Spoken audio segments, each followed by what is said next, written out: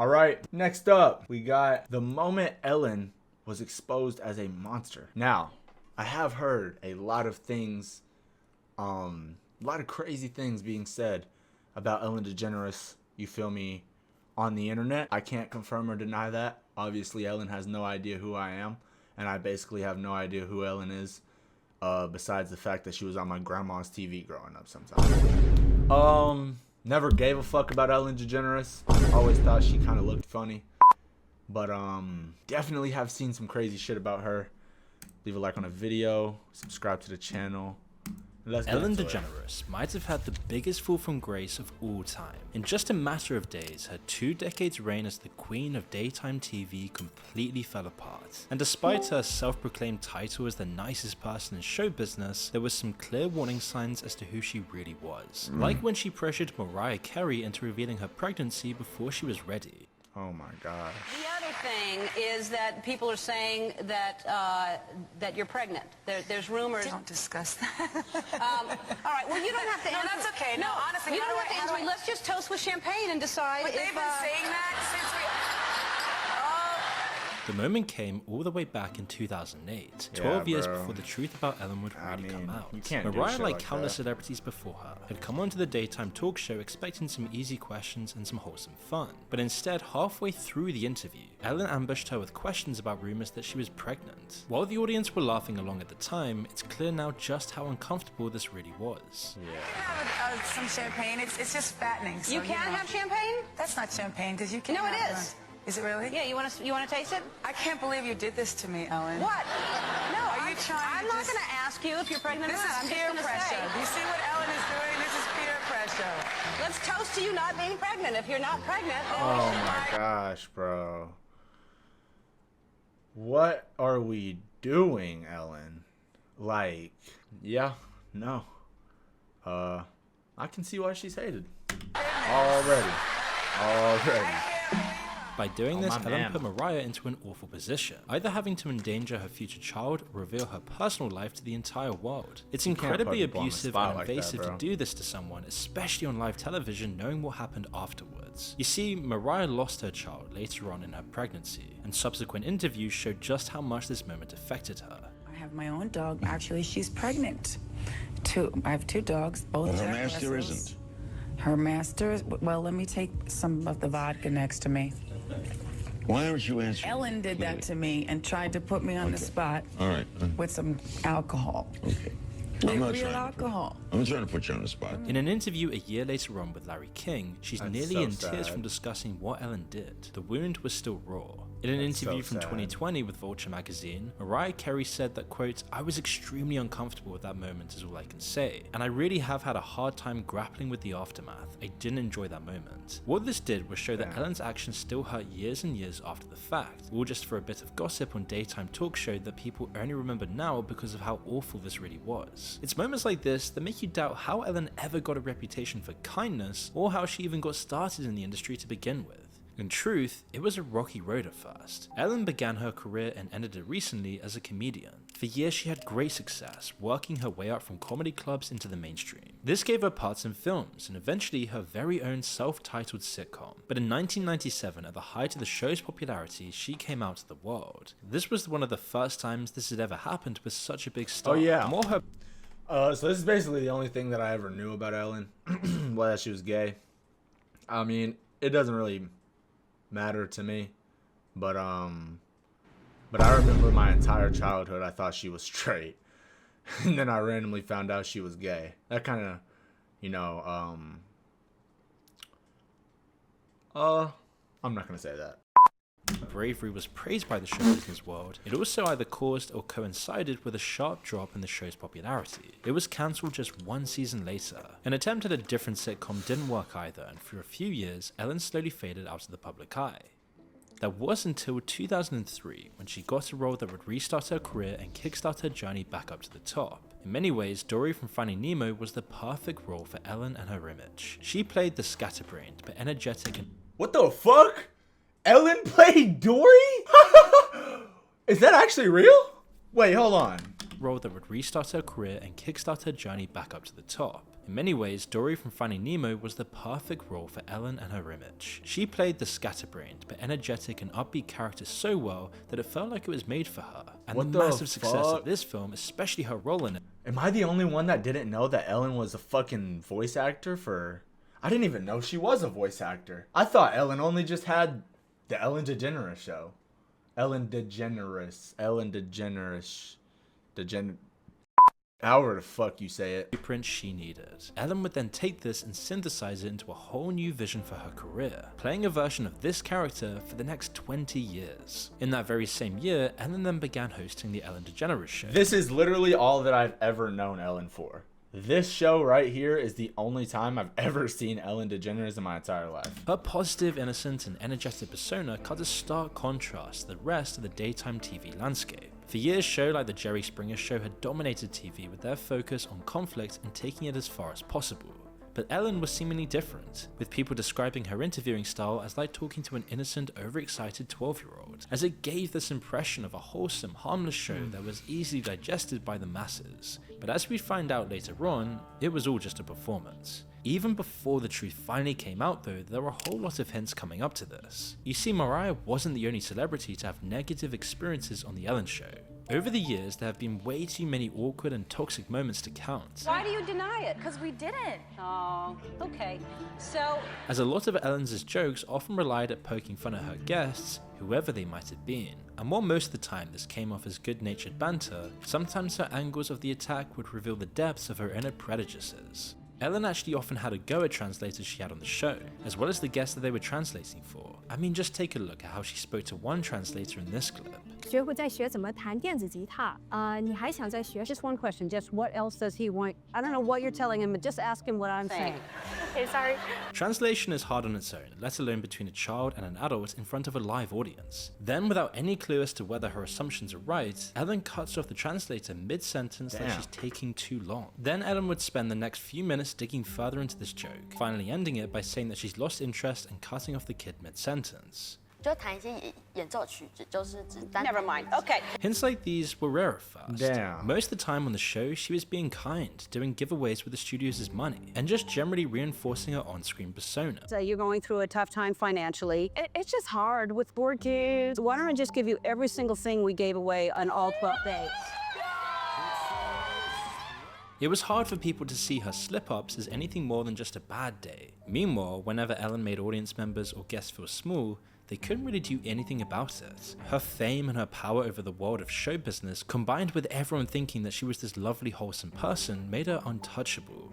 It was only sometimes when she had guests on her level of fame that she was ever actually challenged. Ellen's relationship with Taylor Swift was an interesting example. At first, she treated her like any of her other guests, putting childish pranks on her and generally making jokes at her expense. It was after years of these that Taylor and her friend Zac Efron decided to get back at Ellen in possibly the most innocent way possible, by writing a song about it to perform on the show itself. Regardless of how you feel about Taylor Swift, it's kinda satisfying to see Ellen get a taste of her own medicine. She has to pretend to enjoy this while you can tell that on the inside she absolutely hates being upstaged, called out in a way that she really can't respond. The way she's holding onto her armrest so tightly proves how much she's struggling to hold herself back. While all of this might have just been speculation, Taylor's next appearance in the I don't understand how people can pay such little attention to minor details like that. I would have never I'd have never peeped that. she's struggling to hold herself back. While all of this might have just been speculation, But you can tell by the look on her face. You could tell just how she's looking at her, bro. Taylor's next appearance on the show proved Ellen was definitely holding a grudge. Later that year, during Taylor's next appearance, Ellen decided to probe at a topic that struck a nerve with Taylor for years: her love life. In the interview, Ellen started. Why are you asking questions like that? That shit would piss me off too if I was famous as hell going on this big ass talk show just to get asked personal ass questions. Cause why are you asking me about like in Mariah Carey's situation? Why are you asking me about my pregnancy on live TV in front of millions of people? You gotta know, I'm not even famous, and I would understand certain things aren't meant for the internet, I think. So as a fellow famous person, like, there's no like mutual respect here. I don't know. Claim that Taylor was dating Zac Efron, who she was just on the show with previously, before launching into a game designed to reveal Taylor's private life. You were here with your boyfriend Zac Efron last time. No, I haven't talked to him in a while because we didn't date. Yes, you did. Why do you deny it? Because we didn't. Oh, okay. So, which song is about Zac on the new CD? There's nothing really about Zac on the CD because we didn't date. All right. So, yeah. Okay. Here's what I'll do. You don't have to say. I'm going to show pictures. Here's a bell, and you ring it. I don't know if I'm gonna do this. Yeah, you will. This is the one thing that I have. It's like the one shred of dignity that I have is I know that. What do you mean one shred of dignity? You're just filled with gonna- dignity. Ring it on 3 different guys. We'll narrow it down. So ring it 3 different times. You're supposed to ring But one. I don't want to. I don't want to. All right, What are you doing? Stop it! Okay, all right. All the while, Taylor is protesting about how she doesn't want to do this, that it's the last part of her life that's still private, and that it gives a bad impression. It's exactly what she called Ellen out on before, and she's almost brought to tears. It's That's clearly actually been designed sad. by Ellen to take revenge on Taylor for calling her out. She's gleeful in how uncomfortable it's making her, while she presses ahead despite how much Taylor is protesting it. Taylor meanwhile knows that walking out would be a massive scandal for the tabloids, so all she can really do is just sit and take it. Whilst these were some of the more famous on-screen hints as to who Ellen really was, there were definitely plenty of others. Over time they began to add up, and slowly year by year the illusion began to break. But before we continue, I want to tell you about our video sponsor. Imagine you see you can actually 100 battery streams pre. Yeah.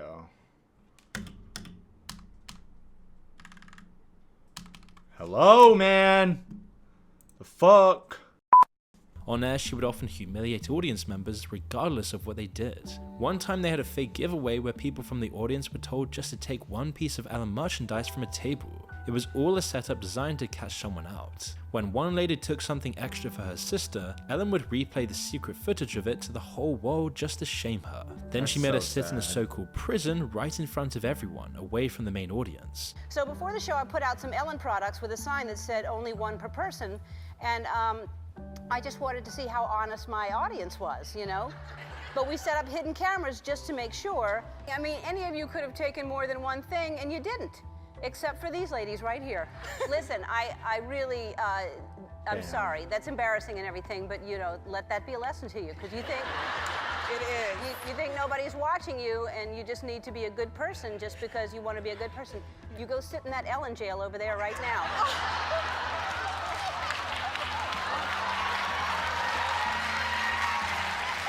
That's fucked up. In this scenario, someone did something marginally wrong, and Ellen took her response way too far. But to get on Ellen's bad side, you didn't even need to do anything wrong at all. One time a fan of the show sent in a painting they had made of Ellen and her wife. It seemed to be a lovely gesture born out of how much someone had loved the show. But instead of praising it or treasuring it, or even just ignoring it, Ellen called them out on live TV and made fun of the portrait instead. Wow. And here it is. Yeah. That's what I said when I saw it. Oh. It's called Ellen and Portia number 10. He took 10 tries, but he finally got it. This is when Portia and I would weave our hair together. We would, It's actually a good portrait of Ryan Seacrest and Kelly Ripa. I may send it to them. Whenever anyone put a stop to this or tried to outshine Ellen on her own show, she would react very strongly. Some people like Ricky Gervais naturally just showed her up. In a strange trivia game she made him play against her on the show, he beat her both at the game and made quicker, funnier jokes than her. You can see how much this annoys her, but she can't do anything in response because everyone else is also having fun. As time went on, little moments like these slowly led an open secret in Hollywood and show business as a whole. The fact that Ellen was actually not nice at all. It's actually amazing how much evidence there is of this from just her on-air performances. In the later part of the 2010s, things only got so much worse for Ellen. While on the surface the show did seem to still perform well, it wasn't where it once was. Years and years of keeping up this character had clearly drained Ellen. She stopped at iconic dancing, brought in guest hosts, recycled content, and just generally put up far less effort into the whole thing. Meanwhile, her ability to keep up the persona had begun to fall apart. Mean-spirited jabs that used to be well hidden started backfiring. In one interview with Dakota Johnson, for example, Ellen pressed her on not being invited to her birthday party.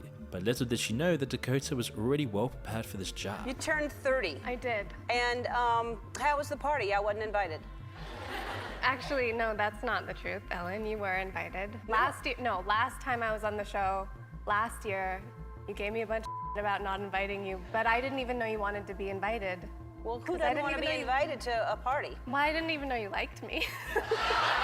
This one clip from 2019 went viral and did major damage to Ellen's reputation, which was already beginning to fall apart at the seams. It also showed the laziness that had taken over the show, as well as Ellen's severely overinflated ego, and you can see how much it troubles her as it unfolds. She knows she just got caught completely red-handed, especially as she pulled exactly the same trick last year. By the time 2020 rolled around, Ellen's show was truly on its last legs. When lockdown came, it only upended things even more. Ellen's show couldn't continue as it had. I mean, you can't really sit down with people every day and have a live audience when everyone's in quarantine. But what was much worse for Ellen's career than the lockdown's effects on the show was how she handled it herself. Like other celebrities, she was fully involved in the whole imagined publicity stunt. Then she made posts talking about how she felt like she was in prison, all from one of the many rooms in one of her multi-million-dollar mansions. Just the honest stuff we've already seen should have easily been enough to get people asking questions, but there were also tons of hints based on how she acted off-set as well. In fact, it was these little moments that are likely to have contributed to her downfall far more than what happened in front of the cameras. In individual moments with fans and members of the public, Ellen showed her true colors. Each of these small examples of disrespect weren't enough on their own, but added up, they created an awful career-ending picture. Once this finally broke, it was going to be all over for Ellen. It was in 2020 I guess the Ellen these show is experiences just done really now? came into focus when the comedian Kevin Porter asked people for their negative Ellen experiences on Twitter, offering charity donations in return for each one. And he couldn't have ever expected the massive outpouring of stories he got. With over 2,600 replies and counting, it seemed like everyone in Hollywood who had met Ellen had something awful to say. So many things that you can't think for 1 second they weren't based on. That bitch is scary, bro. What the fuck? Holy shit. That bitch is terrifying. To list just a few highlights, there were tons of stories about Ellen insisting that people shouldn't look at her or talk to her. She would not thank or even acknowledge people who brought her things like coffee, or she would just completely ignore the live audience when she didn't absolutely have to talk to them. One waitress who served Ellen and her wife at a restaurant was allegedly insulted by her and shamed for having chipped nail polish of all things. A week later, she was then fired after Ellen strangely and viciously complained about her to her managers. And if that wasn't bad enough, the majority of the complaints came from people who worked on her show. There were numerous reports of a toxic working environment, racism, prejudice, insults, and people would get fired for speaking up, or even just taking bereavement or medical leave. This all got the ball rolling, and from just one Twitter thread, the open secret was no longer taboo. A few months later, BuzzFeed then released information from the first formal investigation of the show. It included far more detail and tons more allegations against the show and Ellen herself. While the reputation of niceness that Ellen had built insulated her for years, it backfired spectacularly once the truth became publicly known. Deprived of the very selling point and idea behind her show and her persona, she was forced to retire. After the allegations, the show carried on for one more tired season. Then it was cancelled, never to return. Now it's worth asking how this could have gone on for so long in the first place though. Fame and power obviously give people their own protection, but it's still a testament to the rot within Hollywood and show business that this could ever happen. Ellen built an entire brand on being kind and open, while undermining people, being rude to people, and treating them like trash the whole time. And it's not even just her, people like James Corden have also had similar allegations. But all of this makes her recent Netflix special all the more insulting, where she still plays the victim and acts like all of this was just overblown. However, these are the same techniques that kept her on the top. Celebrities that came onto the show only to get insulted or humiliated, they couldn't speak out. They're forced to appear on these shows most of the time anyway to just promote their movies or music. Then they have to endure. I'm damn surprised Nicki Minaj ain't just slap her. Nicki Minaj ghetto as hell. If I was Nicki Minaj, I would have slapped that bitch. The fuck?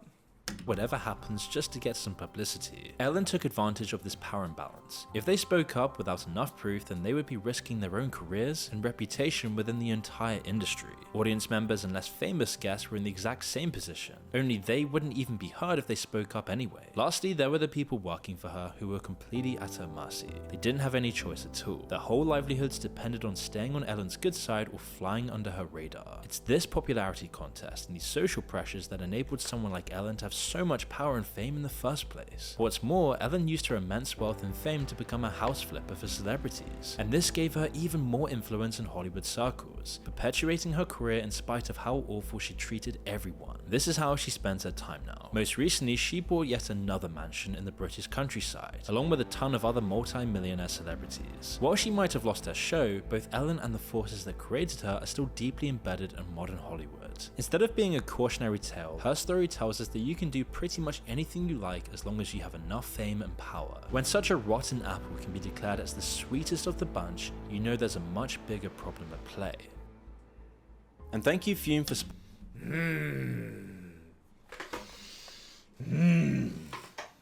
Hold on. Let's get a rewind of that quote. As long as you have enough fame and power. When such a rotten apple can be declared as the sweetest of the bunch, you know there's a much bigger problem at play.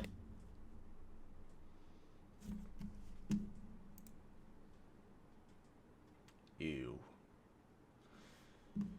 W video. Love that video. Great video. Go check out that video. Feel me if you want to watch it again. Nah, that's crazy though. That's crazy. How did that go unnoticed for so long, bro? Like, I ain't gonna lie, I've never felt bad for Taylor Swift, but that low-key made me feel bad for Taylor Swift right there.